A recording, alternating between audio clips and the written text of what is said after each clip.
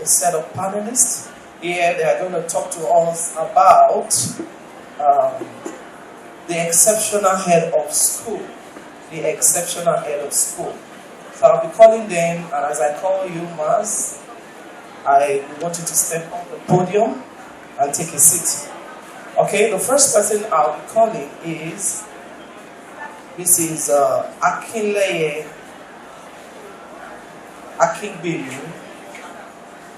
Oh, okay, Mr. Akinleye Akingbemi is a trailblazer in the field of education.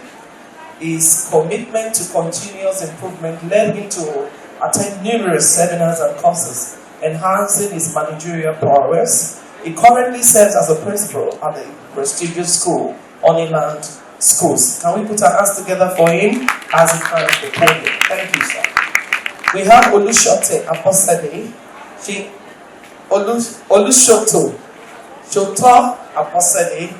She is the consultant at Kemdol Edusol Consult, an educational consulting firm with a wealth of experience of close to 20 years. She has worked in different cadres of the school system, ensuring the effective running of school administration. Please put your hands together for her. Then next on my list is Franca Adeife Lunge. He is the head of school at Solomon Grace International School. Her qualifications include a grade 2 teacher certificate, Women Teachers College, Kaduna, BEd English Language, University of Lagos, among others. Thank you very much, ma'am. You're welcome. Please be seated. Then we have our esteemed Mrs. Dideolu Adekobe. She's a renowned education influencer, esteemed author, education management consultant, and public speaker. She is the CEO, lead consultant of Flourish Gate Global Consult, a seasoned educator and consultant with 40 years of experience in the education industry. She is our moderator for today on this panel discussion. Can we put our eyes together for these wonderful people that has been prepared for us? Please open up your mind and ensure that you have takeaways. And when you have certain things that they mention, please help us to tweet it, #TOSSE 2024, so that we can post it on the CB. Thank you very much. Mrs. Adekobe, so over to you.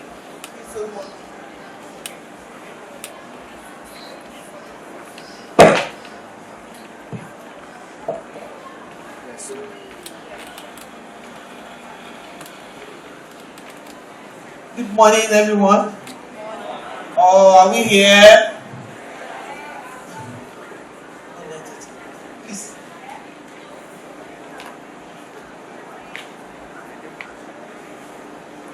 Once again, I say good morning. Thank God for TOSSE. Thank God for, like I say, it's our homecoming for our space.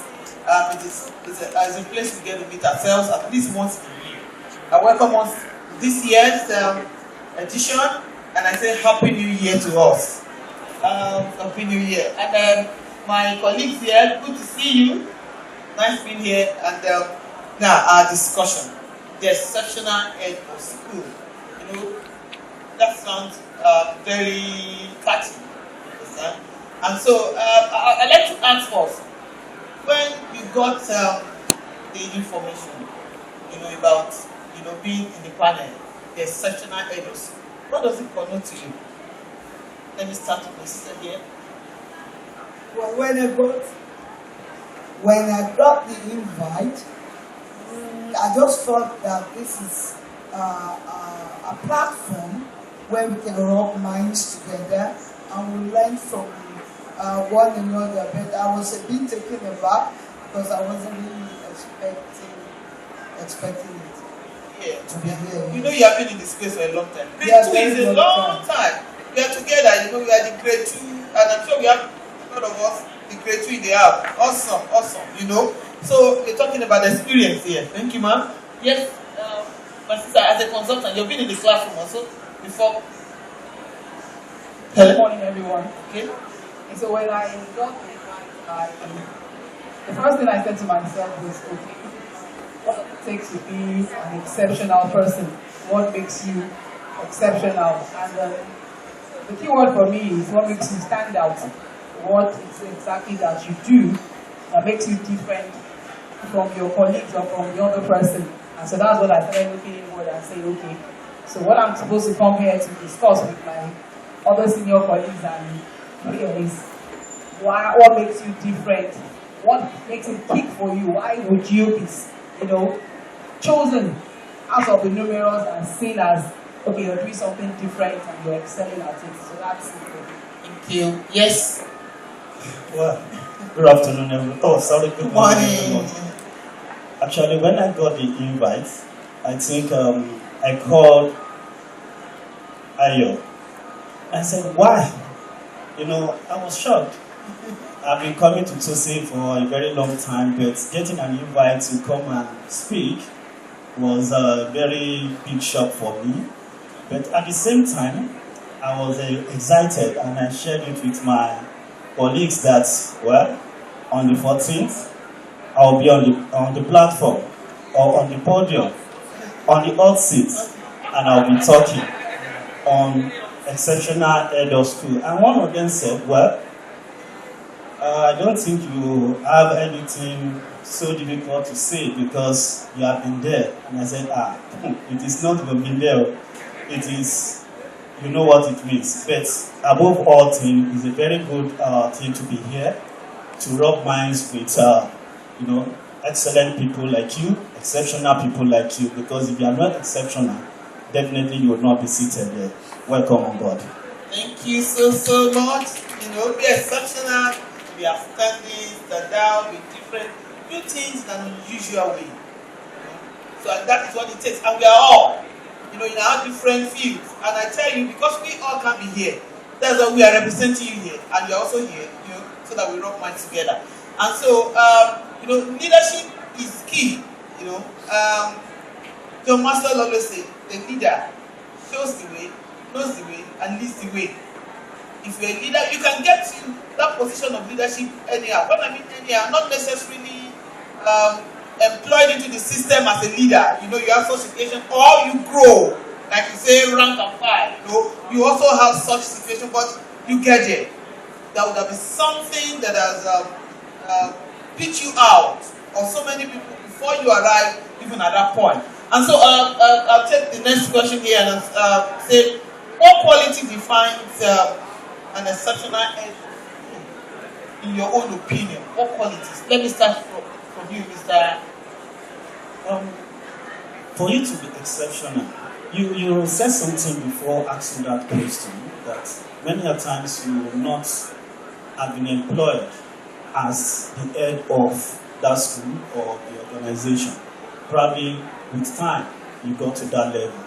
So, what will have made you exceptional are the skills you possess, your communication ability, communication prowess, how you're able to manage situation, especially leading people. We all know it is never easy to lead people, but maybe as at that time you are not even the head of that organization, but somebody somewhere was actually looking at you that, there's something different about this person. So simply put, something different about you in order to coordinate the activities of people to achieve results, maximize the aim and vision of that organization. Thank you. Something different about you. I don't know where you are. You're in the school, doing something. Are you doing something different that will pitch you out? Something that will definitely say, this person is different. Because if you all behave the same way, then there wouldn't be any exceptionality in anyone. But you must always find your pitch. And so, yes, as a consultant, you've been here, and what is for schools? We have a lot of consultants. So, what makes you stand out for any of the schools that you have worked with or you are working with, makes you to say, okay, we need you? Okay, so I would say that as regards the consultancy, I just started about 2 years ago. Okay. I was more in the school sector, and I worked as an administrator for 18 years before I left. So now one of the things that makes you excel as your role as a head of school to be is number one, you are the of where you're working. You know, if you're not in tune with the vision and the mission of school or your institution, then you probably. So if you're not in tune with the vision and the mission of the institution that you're working in, there is every tendency that you will not fulfill your potentials. Now, if I may use Habakkuk chapter 2 verse 2 talks about, you know, writing the vision and making it plain so that whoever sees it would run with it. So if there is a vision and you as the head of school or as the administrator, as the case may be, you have seen it and you've seen it as something that you can work with, then it makes it very, very seamless. But if you are anti the vision of your school, then there is no way you would excel in it, because if your school's vision is to raise children who will be exceptional, who, you know, and you feel all these children that are not well brought up and all that, and you're not in tune with the vision, because there are several teachers who actually work in organizations and are not in tune with the vision of the school. So you find out that they are not giving it their best because they see it as they are being unnecessarily labeled.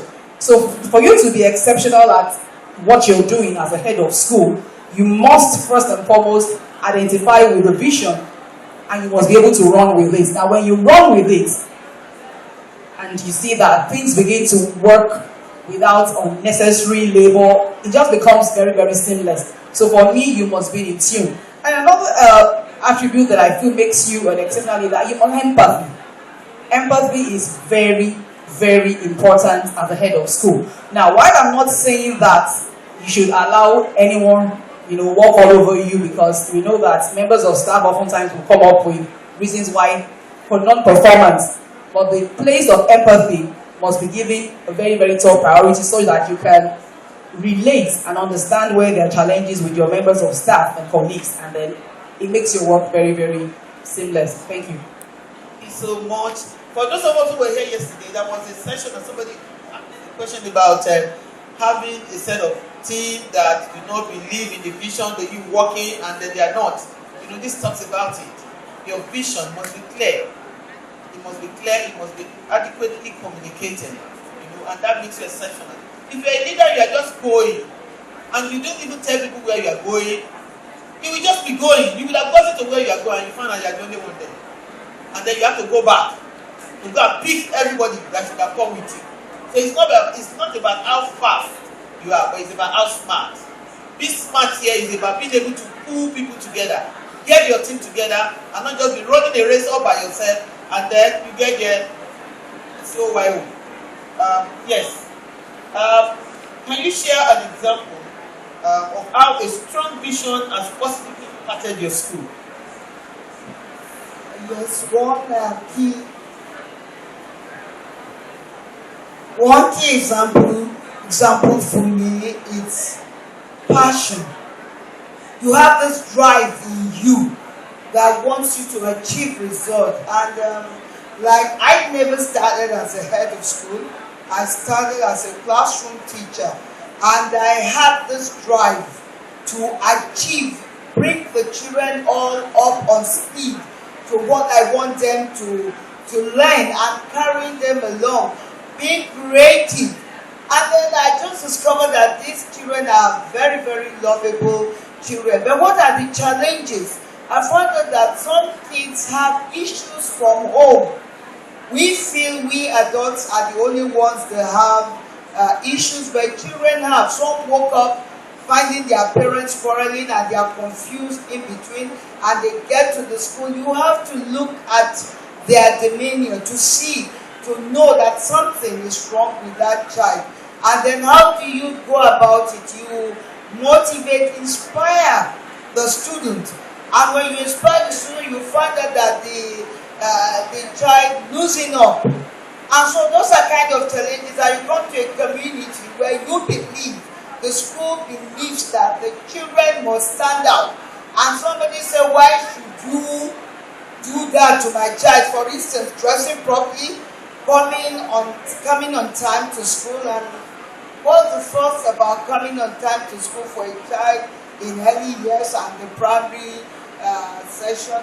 But then we have to we got a way of communicating our visions, our purposes to the parents, making them understand without tilting, without changing, without losing focus, and then in a very inspiring manner, we find them come on board and everything begins to work right. So much. So passion for her, it's been a strong value that she has used to be able to drive. Of course, who says there wouldn't be resistance? It's all over, everywhere. Even parents that brought their children to school and pay school fees for them to learn, they will still tell you, why do you have to do it that way? And it shouldn't have to be now. So but you must know what you are really, really doing. So my next question goes to Mr. Akikwe. Okay? How do you balance being an authoritative leader with being approachable and supportive? And do you think authoritativeness is right? Okay. Okay, thank you very much. We are actually talking about styles of leadership. You see, to me, there's no style that is totally wrong. Every style has its own strengths and weakness, if not weaknesses. Being authoritative to me means you are confident, you are assertive, you know what you are doing, you are ready to lead your team. And at the same time, you must be approachable. Because if you are assertive, you are telling your team members your vision, your mission, why we need to achieve this goal. But you are also not approachable. Automatically, it's going to be difficult to achieve. And at the same time, they now know that, they can approach you.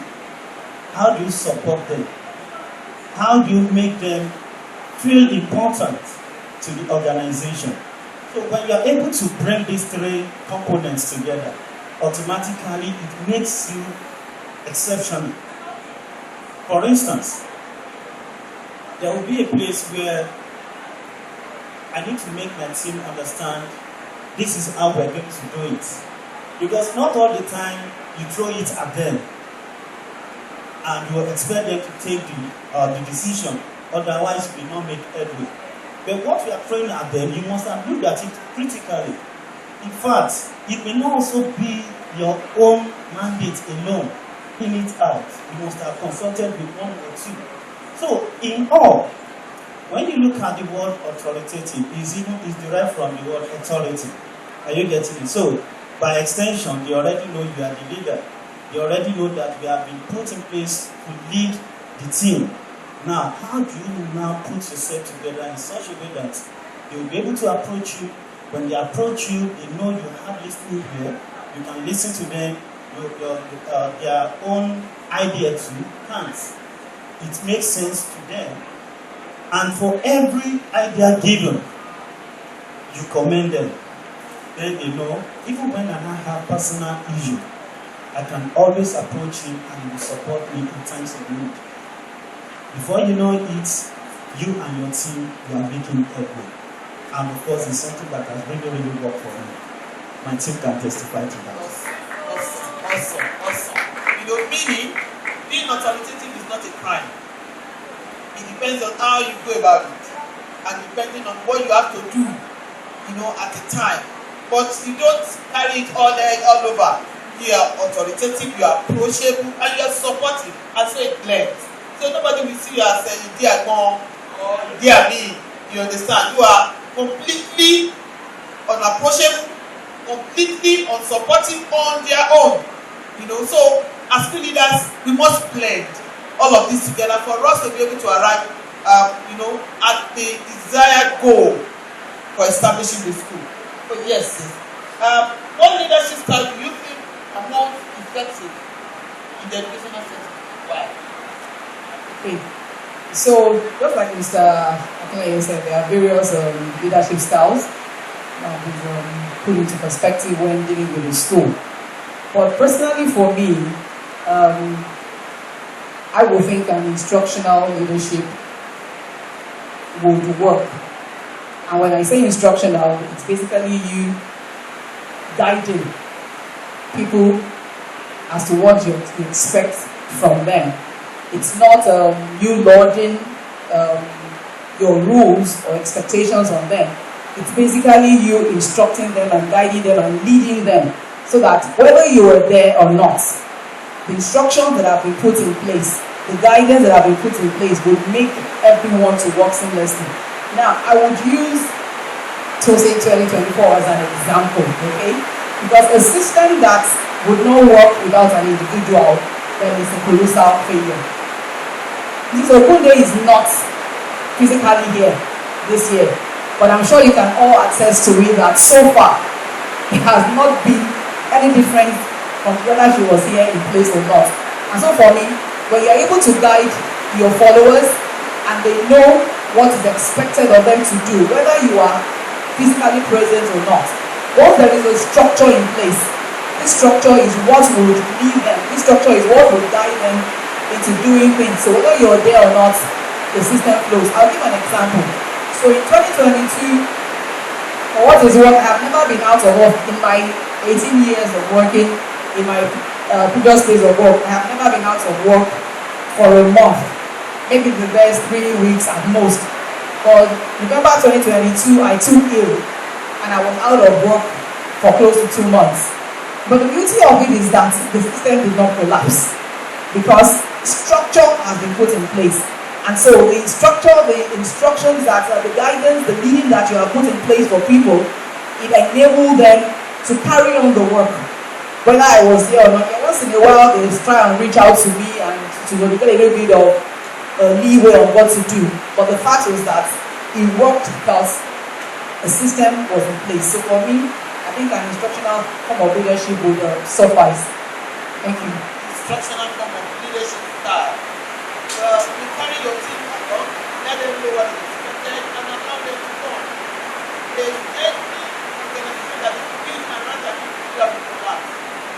We all have examples of organizations that are no longer existing because everything was announced. Everything was built around an individual. So, in your school, as the owner or as the leader, the head, ensure that you have a system that will run, either you are there or not there. That makes you stand out. It makes you an exceptional head. And here, so how do you balance maintaining high standard with the need for innovation and flexibility? You know, in school, you are in the elementary section, you know, because we all know the foundation for life is actually elementary. It's elementary. Whatever you are able to achieve later in life, it's not the secondary school, it's not the university. It is the foundation that was laid and built at the elementary. So, are you able to blend that high standard with flexibility and innovation? Blending the high standards with innovation and everything. We first start with the teachers. These days, I discovered that people just come into teaching perhaps because there is no job elsewhere to do.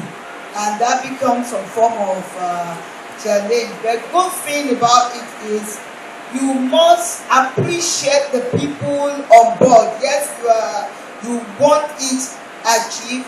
Appreciate the people on board. Let them know the importance of why this task should be done. And let them see you as a participatory person. You're not just there dishing out instruction, motivate, inspire them. And I've come to find out in my working with young ones, all they need is inspire them and motivate them. And motivation, like I tell my colleagues, it's not usually just in money. Money motivation does not last long because human needs are insatiable. But motivation in enjoying what you do, and then you make them realize that the school is a platform for you to grow and to showcase your potential, and therefore it's a win-win situation. We are in this together. And I have a slogan: if you are passing by, pass well. Put your footprint in the sand of time, so that if you leave that place, what would you be remembered for? And it has been helping us to overcome such challenges. And I find even the young ones more interesting to work with, because if you make them realize your purpose and you are intentional about it and you're running with the vision, they simply just key in. Thank you. So if you are standing, stand well. If you are passing, pass well. Don't ever pass without somebody notice that somebody passed in. It will be a crime for you to walk past a place and nobody knew, as if, oh, it is fresh, as if this is green. Let it never happen. Leave a mark, a positive mark, because marks can be here and there. Leave that one that is positive, that you will remember. Thank you so much. Okay. Mr. What are some or most significant challenges that you have faced in the head? Or there is none, everything just goes out. So many. And how have you been able to overcome that? So many. Let me start with the very first challenge I faced is actually myself. And why did I say myself? My stature. I could remember when somebody walked into my office, was expecting to see a very big, tall, huge principal, and he looked at me and said, "Are you really the principal?" It's something that can actually demoralize you, make you to feel cheated. And I said, yes, of course, I am. By the grace of God, I am the one managing this place. Wow. Yes, moving away from that, you see, one of the challenges we all faced is actually how to go about the students themselves. At times, it may look like she said, children are very good to work with if you know how to handle them. I've seen a situation where if you do not manage your students well, it can ruin the entire system. If you do not manage your parents very well, it can ruin the entire system. And if you do not handle situations very well, definitely you can't have it all good at all times. And when those bad moments come, how do you manage them? So, invariably, some of the challenges I've faced have actually been my strengths at the same time, depending on how we've been able to manage them. How are we able to communicate situations? I will give a scenario. There was a particular day, one of our students absconded. How do you relate it to the parents? Maybe I'm throwing it at you now. Your student absconded. Is that not a challenge? How do you tell the parent that, the child you committed into my hand as Otisalo? Are you getting it? But that is where documentation comes in. So they called me. I was not even in the office when it happened. They were all panicking and what have you. And when they called me, I said, please have no fear. He will come back. I was talking with faith, And when I came around, till 9 in the evening, we were still searching. I called the father and I said, I'll give you just 12 hours. Just 12 hours.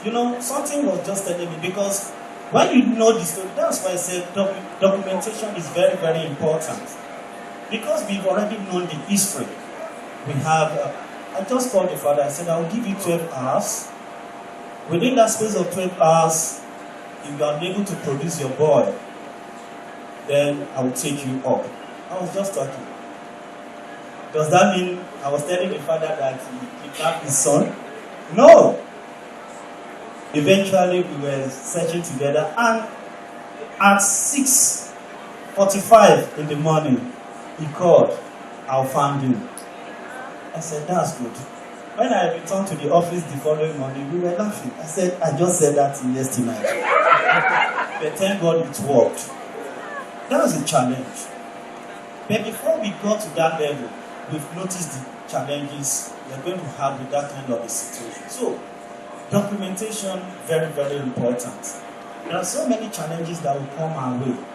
But how we, each challenge will also present its own solution if you look deep.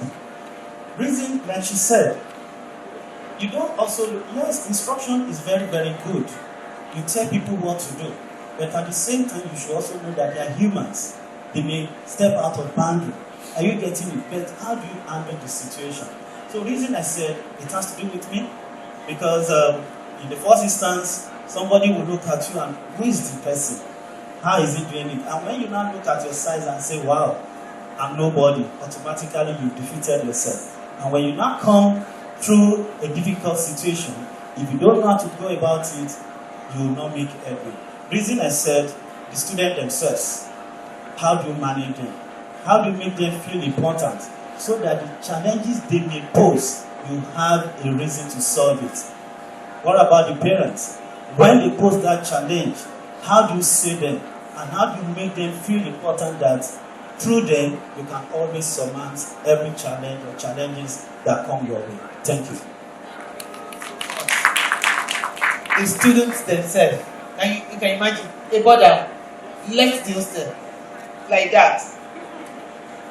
And then you say, the housemaster, the house mistress, the security, where were all of these people? What happened? But like he said, record keeping. You cannot. In school, record keeping is key. You must have this. There must be profile per family. Profile per family. We have very disjointed families that present a good front to us.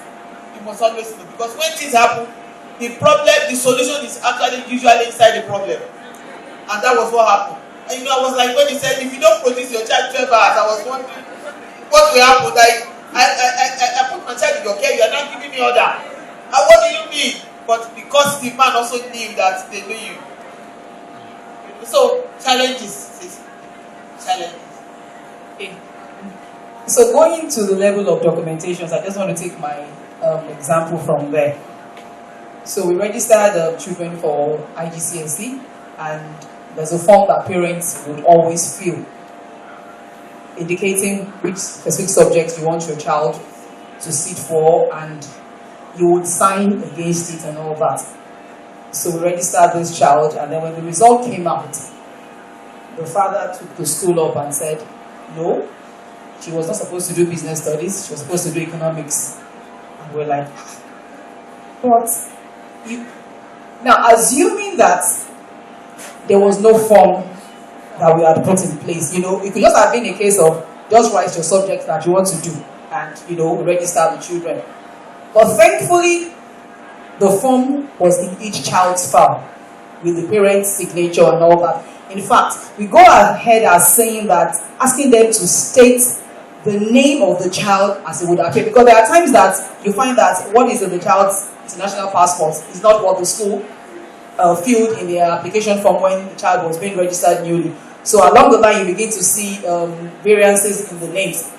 So we go as far as stating, and then they attach the birth certificate of the international passport as the case may be. So we went back to the archives and we brought out the file of the child, and we put it forward to the parents and say, see, this was what you... Thankfully, it was the father that signed. If he had been the mother, I could have said, but I was not put in the picture. It was the mother that signed. I'm sorry, you know how fathers can be at times. So thankfully, he was the one that signed, and we showed it to him. There was nothing he could say anymore. But if we had not documented it, there was no way we would have been able to bail ourselves out, because it would have been our words against it, or it was against us, as the case may be. So documentation is very, very key, and it has saved us over and over and over again. Another instance that has helped us to overcome challenges in schools when things happen is that we communicate with parents immediately it happens. So we don't wait until the child gets home and tells his own version of the story to the parent, and then we ensure that there's a report. The child writes a report of what happened between him and her, or if it's a group of people, every child writes their report in the instant in which it happened, not 20 minutes after, not an hour after, when they could have communicated with each other and said, let's write it this way. So immediately an incident happens, there's an incident report that each child would write, and it's put in the file, so that when the parents are now eventually called, or when the child gets home and tells another version of the story, we can show the parents. But we always ensure that we communicate to the parents, even if the child is the one that is disadvantaged. We tell the parents ahead so that they have a clear-cut understanding. And I'll give an example. Who uses prosthetics, and there was a male student who, for whatever reason, had been trying to talk to the lady, and the lady is like, leave me alone and all that. And for whatever reason that we can't fathom, he became very, very angry and pulled her prosthetic off. We had to quickly call the parents to let them know that this is what happened in school, this was what led to it. And then, of course, we called the parents of the boy in question too, and they also came, and a lot of apology, and of course the boy in question was punished, but two parents had to be brought together, and the parents of the boy apologized profusely, and they took responsibility and all that. So communication it had saved us a number of times. We don't allow things to happen, or the children to be the ones to inform the parents when getting home before it's brought into our question. One or two occasions that it has happened, the staff or whatever who was in question was also brought to book, because we made them understand that it is always better the parents hear from the school other than them being the one calling you. Of course, there are some children that things happen in school and they will not tell anybody. They just keep it to themselves until they get home. So we also, we tell the children when issues happen in school, do not wait until you see your parents before you say it. There must be a teacher that you can warm up to. There's a mentor that you have, and you'll be able to tell exactly what happened, so that the school nips it in the bud, and then the parents are informed as the case may be. Thank you.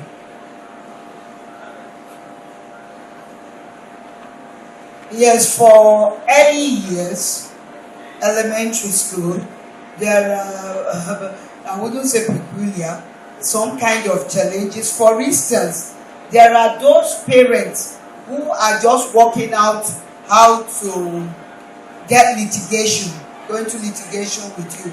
You have done this to my child. For instance, a child comes to school, he has sustained injury at home, and he comes to school, and the school will be accused. But the kind of the way we handle this is this. For early years, my CEO has put that in place for ages, and we keep working in it, improving on it. So when they come to school in the morning, we check them out. Where do they have injuries? On the face, on the neck, at the hand, anywhere at all. And like she said, communication, we immediately communicate it to the parents, because if you don't, they come back to accuse you. In fact, I had a very fresh one. The lady said, my daughter comes home with marks on the face. And I said, oh wow, how? What did your daughter say? No, it's, I said, okay. And I called the class teachers and told every other person, please don't forget the culture of checking your children. And this very one, as soon as they drop at the gate, please give me a feedback. And wow, another mark here. I quickly took the picture, started on WhatsApp. He said, no, she must have brought it from school. I said, I have the picture of yesterday. Here it is, with the date. And this is today's evidence. It's, maybe in transit, because I was not the one that picked up that child. Some could come and say, okay, my child normally comes home with poo. The diaper's not yet changed.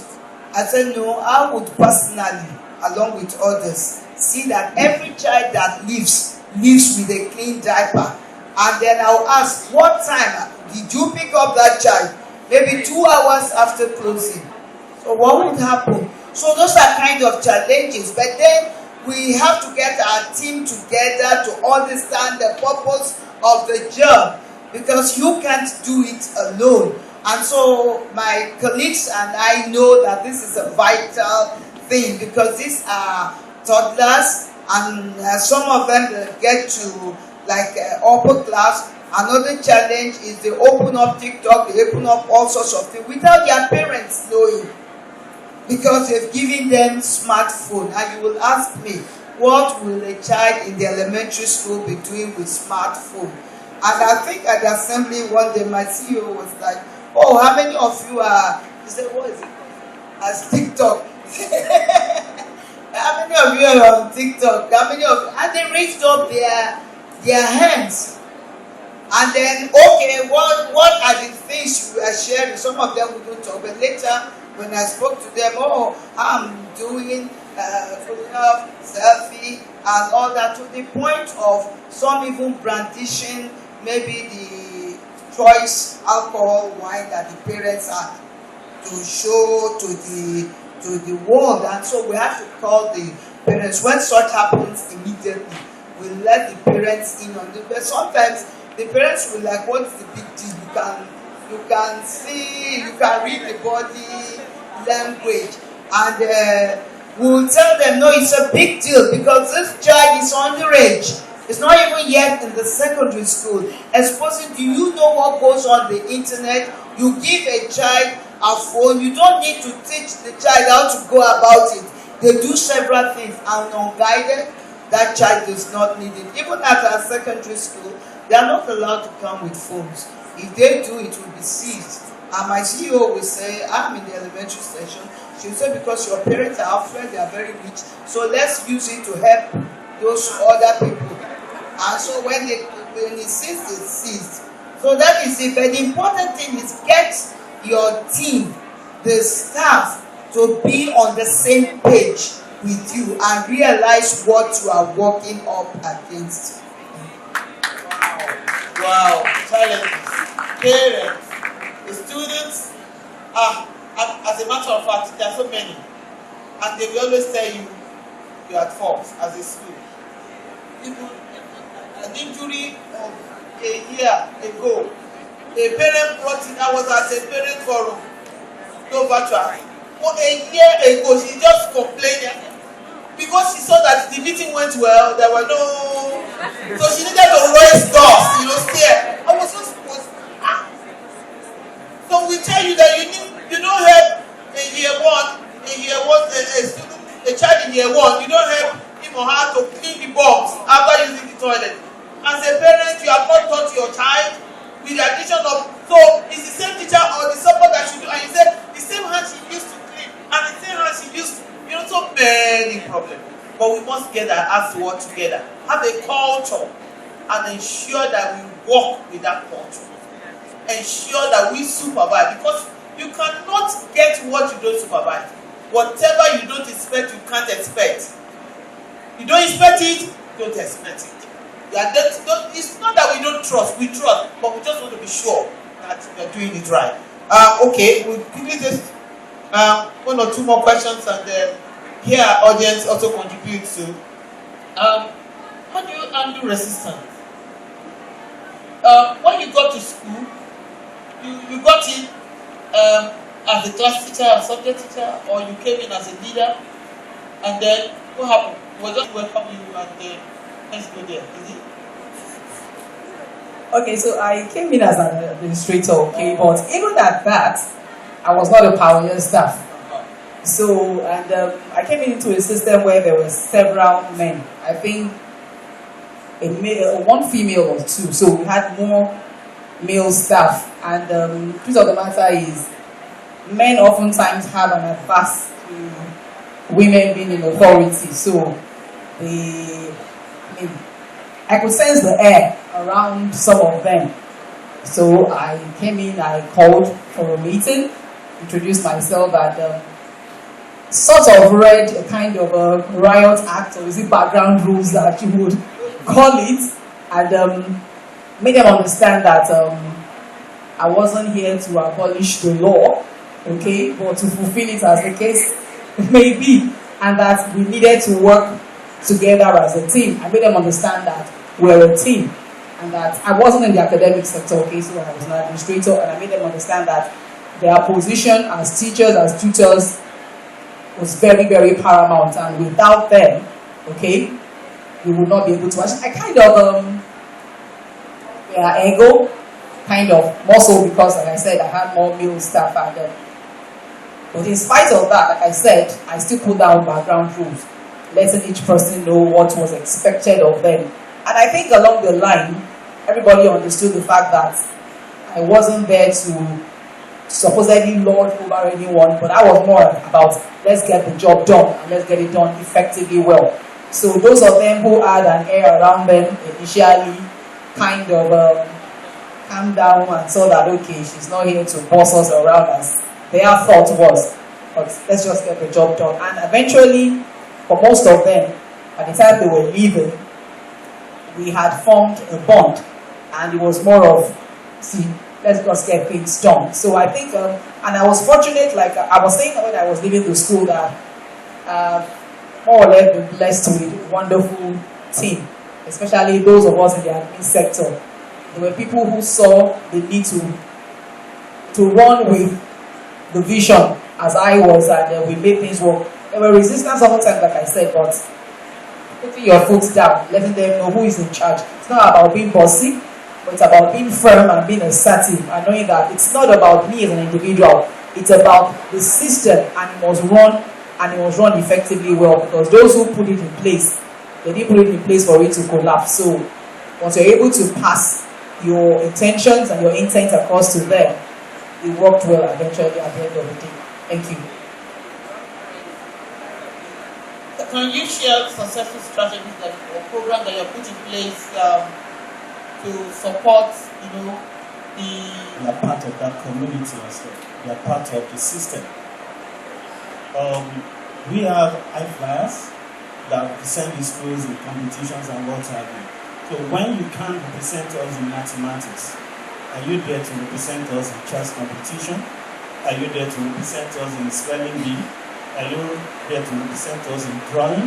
So whatever that is good for you, we are ready to take it up. So that's why I said mentorship has really helped us. We throw it open so that everyone who goes like, oh. And another thing is that has helped us is making all of them to feel equal. Irrespective of your status, the first thing that matters, that's among the students now, the first thing that matters is you are not here for free. Your parents are paying. So for as long as your parents are paying, it means you belong to this community. So, and for as long as you belong to this community, your opinion counts. Even when you think, oh, you cheated, bring it forward. We are ready to listen to you and work with you. So by that, it has made, and of course it's still making the environment to be safe for every one of them. And so far so good, it's working for us. So much. That's really key. Ensuring that we put, that level of program that accommodates everybody. You can do debates, you can do quiz, you can do sports, you can do chess. So everybody is represented. Everybody is intelligent in different ways. That's great. How do you stay motivated and inspired in your role as the head? I stay motivated by reading books that has to do with leadership. How do you handle children? Because every day things are evolving. The challenge you face today may not be what you face tomorrow. So I stay intrinsically motivated. I'm not motivated by surroundings and what more. And I'm intentional about my growth. Because I know without my growth, nothing will happen. I have to grow myself in order to be able to grow others, if I may borrow the words of John C. Maxwell. And then get them as I am motivated intrinsically, the children, when I see their faces, these children, these kids, particularly working in the elementary section, they could be angels. You know, you come so burdened, but you see that innocent smile on a child's face, looking onto you. They could just come and hug you. Oh, I love you. You're so beautiful. It will melt your heart. So seeing those children every day ignites that passion in me, and it helps me to stay motivated. And of course, if I feel motivated and intentional about doing my work, definitely every other person in my team will come on board because we are in together. Thank you so much. Be intentional. As a leader, you must be intentional about your development. You must be naturally motivated without things around. If you are not motivated, then the school cannot run. Because whatever happens to you, it shows in your physical form. And then you can give signals to people about, madam, okay, it's like, and then they say, you better be careful. Make sure you don't misbehave so that you don't, you know. So that's, so this happening, please. What professional development opportunities do you create for your staff, for your team members? And then how do you measure the impact? Professional development and measuring of the impact, because there are a lot of training. So how do you know? Yes, in fact, a very example is what we are doing here. There's no, in fact, let me start with you now. On Tuesday, we had a Teachers in the Future conference. And for that conference, we had nice staff that represented our school. That's one of the ways we train our staff to equip them with what is needed to actually motivate them to perform in the duties we have called them for. Another thing that we do is we appreciate every effort we have put in place. It could be through, like she said, it's not all the time, but money doesn't even motivate me either. But saying thank you to every effort a member of staff has put in goes a long way. And even you as the head, how do you relate with them? Your relationship with them also motivates them. And above all, we also give our staff room to develop themselves. If any of them want to further their studies, while still working with us, there's room for that. In fact, I've seen one of them that studied up to PhD level, and his job was never affected until the day I decided to leave the organization. So, there are so many ways we encourage our staff to develop themselves, and very many of them are also here today to learn. And those of them that do not make it to this place, we also ensure that those that have come will go back and train others so that every one of us will be on the same page. Thank you. All right, yes. How do you envision the role of prayer as evolving in the team? What is the biggest thing that you look at prayer team? Things it looks like you can't predict what is happening. So how do you envision the role of school in the next 5 years, 10 years? Are we just going to be the same way we are? What's going to happen? Any trend, anything? Definitely not. I do not see any of us here at the same level in the next 5 years, because technology is evolving. It's a global village. We cannot afford to remain where we are. So that's where the place of development comes to play. You must continually keep yourself abreast with what is working, not just in your local community. You must be abreast with what evolves in other communities outside the shores of the country. And like one of the good things about the Cambridge curriculum, if I may use that, is that the opportunity affords for you to mingle with colleagues outside the shores of Nigeria, all over the world. So you see how things are being done in other countries of the world, such that you can actually ask a question on your teachers forum and say, this and this is what obtains presently, or this is what we're seeing in my school. How does it work in your school? So that opportunity for, collaborating is what will put you on edge and take you from the level that you are presently, because we cannot remain at this level that we are. If we want to be able to meet up with colleagues in other parts of the world, if we want to be able to be on top of what we're doing, then we must continually develop ourselves. We cannot just be local champions in we can't be in our comfort zone and expect. They said it's a crazy person that does things the same way and expects to see a different result. So you must do things differently. You must go outside your comfort zone. You must keep abreast with what is trending. And one of the things we do in our school, we used to work with that, for our teenagers, we make sure that we understand what is happening with them. Because you cannot just do things the way you were brought up and expect that you will carry your students and the large community along. You can't. You must be able to understand their slangs. You must be able to understand their language. When we come to assembly and we put up things and they're like, you guys need to understand. That's the way you can carry them along. Because if you just continue to do things with how you were brought up, you will lose them. So for you to be that 21st century head of school or educator, as the case may be, then you must be on top with what is trending, if I may use that word.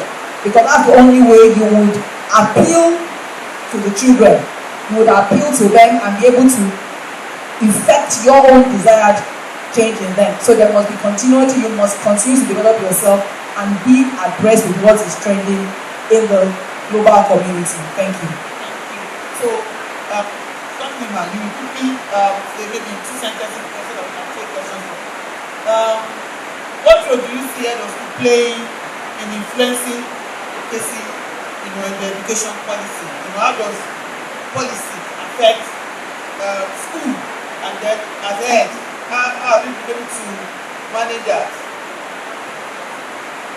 Yes, policies come in different shades and different colors.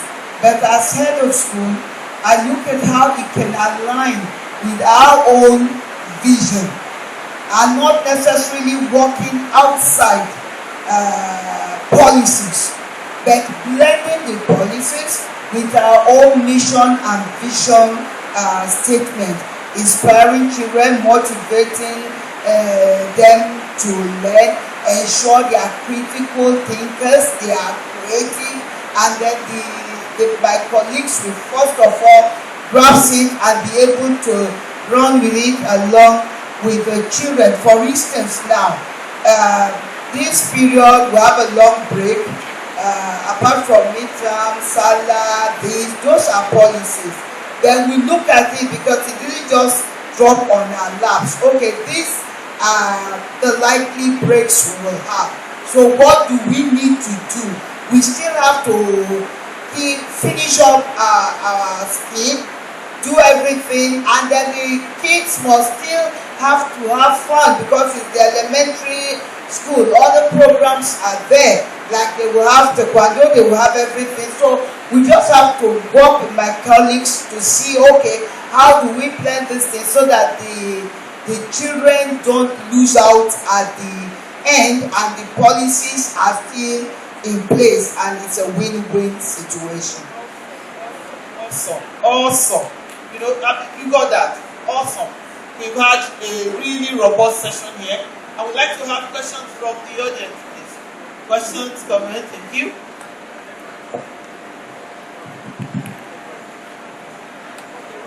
Okay. Okay, let's just take 3 questions. 1, 2, 3. Please come out. Please come out. We have one already written here. We'll take that later. Just 3 people. Yeah, come out. Please, straight to the point. What is the question? The first question, you did not really answer the measurements he asked you.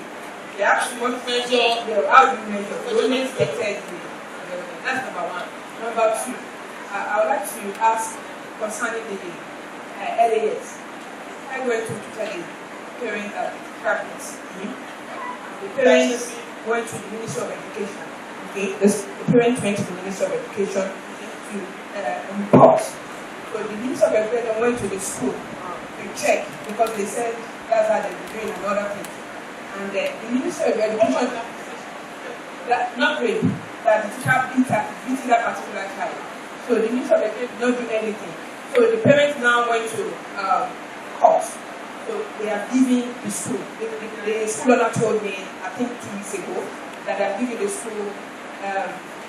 There are 5 subjects in the course. So all students is not doing. Okay, all right.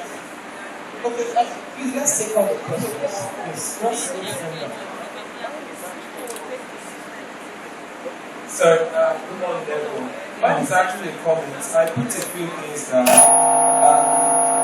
especially on.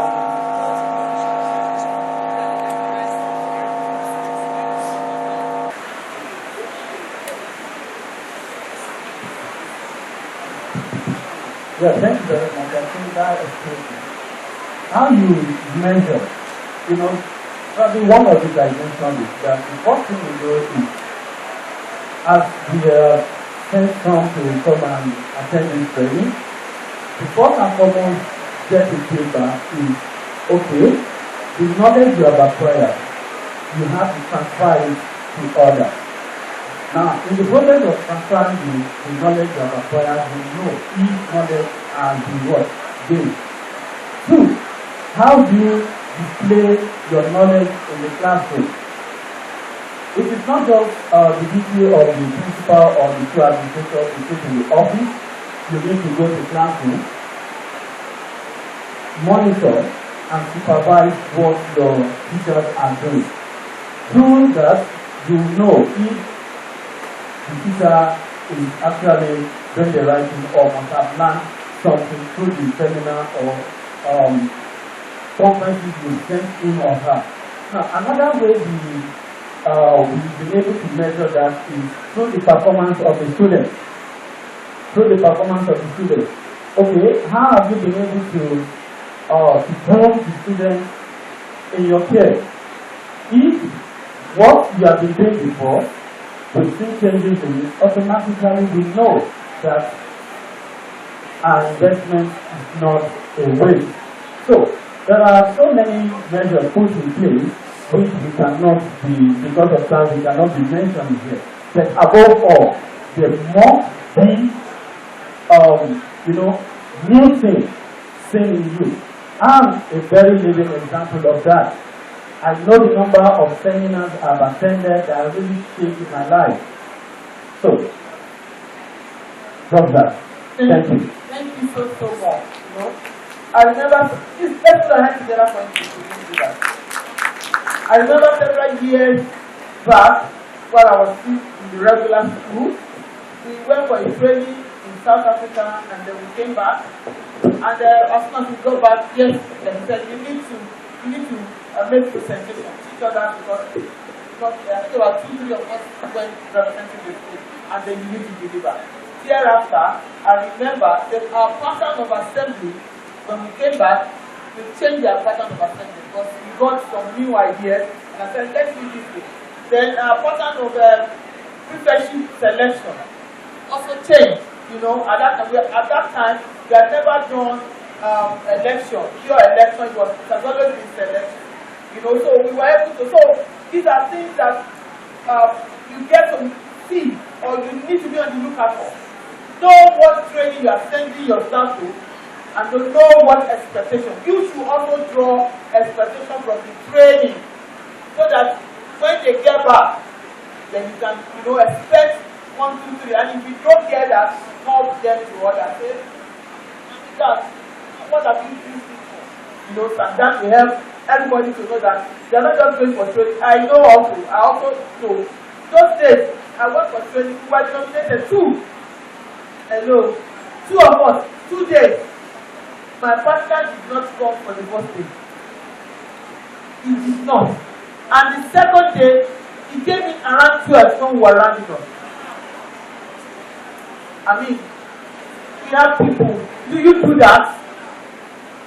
I am a product of training, and I will always appreciate my Papa Hey, Adam Aleka. She does not play with training.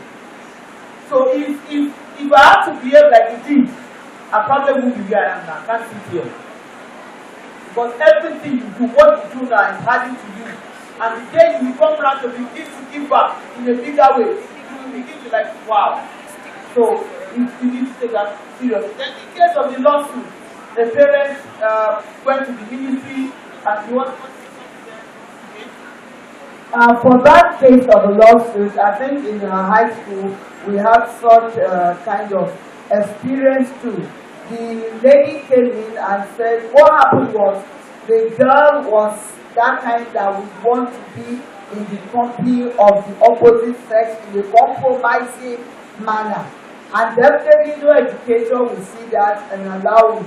And the female teacher called her and reprimanded her and used like the 2 strokes or she didn't even beat.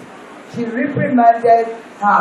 And then before you know it, the following day or 3 days later, the parent came and said the child's arm was broken. And they've been harassing her daughter. And then they took them to the police station. And that day, I think it was my CEO's birthday. Then we are there, we are expecting them. What is happening until we got wind of what was happening. And he said, okay, it's either the lawyer said maybe they need to settle or whatever. My CEO said she isn't settling anything. Let's go through it. She's not doing any settlement. And they said, okay. Before we know what was going on, they've gone to court. Fine. And we got our own lawyer to actually the school has a lawyer. Because most times they try to do that to intimidate you.